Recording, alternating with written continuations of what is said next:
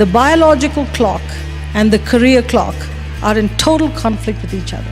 Hello everyone, in this video let's learn 5 life lessons from most powerful women Indra Nooyi. Number 1. Make yourself indispensable based on your competence. Second thing is I had two daughters. My first one was about 8 or 9 years when I came to PepsiCo. My second one was 9 months old when I joined PepsiCo. Wow. And so, and I was in the middle of this large-scale transformation of the company from 94 to 2000, working 24/7. So basically I decided that come, like 5 o'clock, my kids are allowed to come to work and hang around. They're allowed to play, they're allowed to sleep in my office, do whatever. That's the price of having me work at PepsiCo, because if I couldn't go home and take care of the kids, my office was going to become, the place where they were going to hang out. What level were you? This is before you were CEO. No, well before I was CEO. I was head of corporate strategy.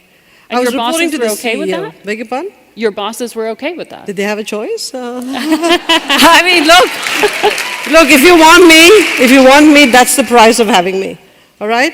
And it comes down to, if you establish a niche for yourself that you're competent, and make yourself indispensable based on competence, what can they do without you? If they didn't want me because they didn't want kids running around, so get somebody else. Get a guy who couldn't do the job as well. So I was okay with that. So if you wanted me, my kids were going to be around. If my kids' school called and said, oh, your daughter's got a sprained ankle, I was going to leave and go to Sacred Heart to look at that sprained ankle. That's the price of having me. And it worked. Number 2. Be prepared to power through difficulties. On a relative basis, yes, I've had it all. Okay? On a relative basis, I'm very fortunate to have a wonderful husband, 2 great kids, a very tight-knit family, and an awesome job with a great team.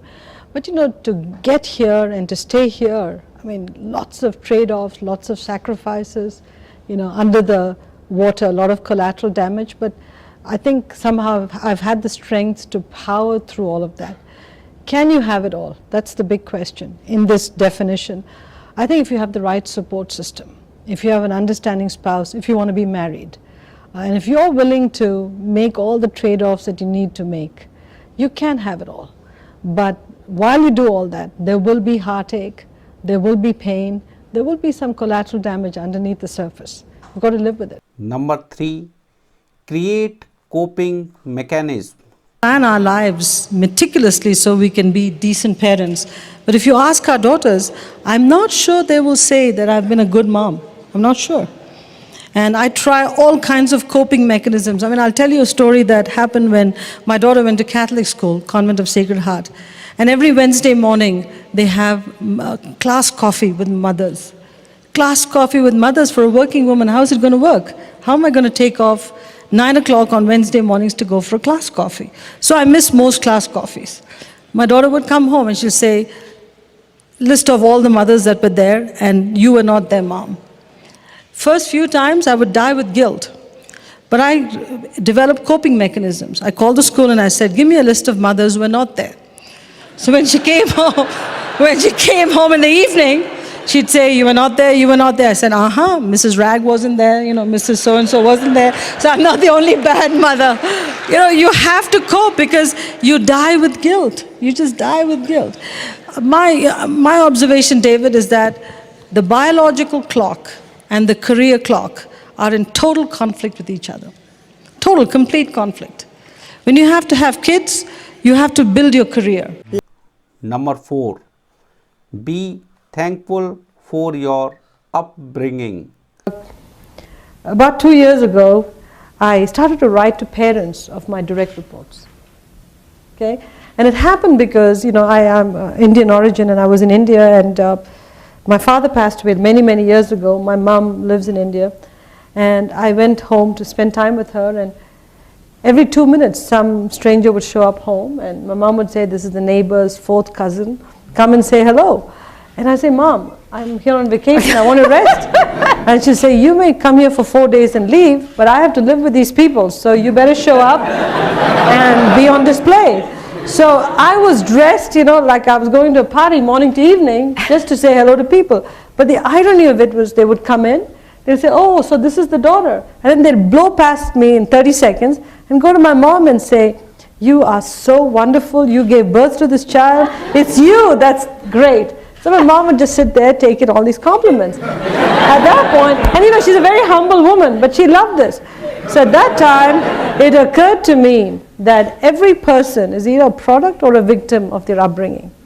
So I came back and I said, look, I have, at that time, between my direct reports and one more level, I had 27 of them. I said, all of these people who run PepsiCo are in fact the products of their upbringing. So I owe their parents a thank you. So I wrote to every one of the parents a standard paragraph explaining why I was writing to them. And then I wrote very tailored 2 or 3 paragraphs about their son or daughter, thanking them for the gift of their child to PepsiCo. The emotion that is evoked has been unbelievable. And I write to them now once a year since then.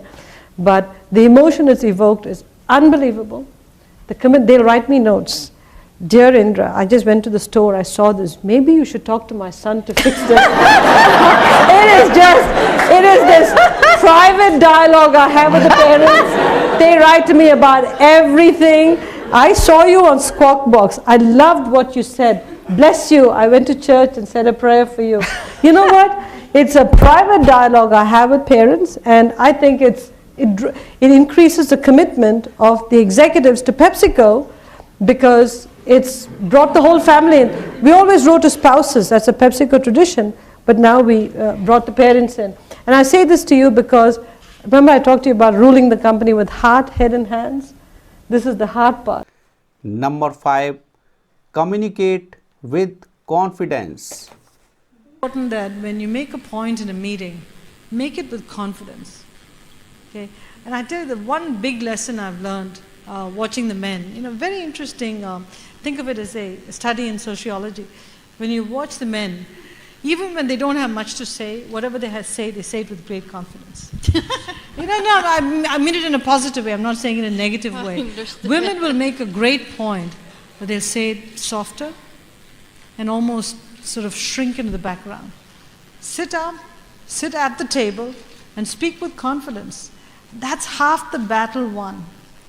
And if you take these cues and really view yourself from the inside as an equal, the whole discussion gets easier.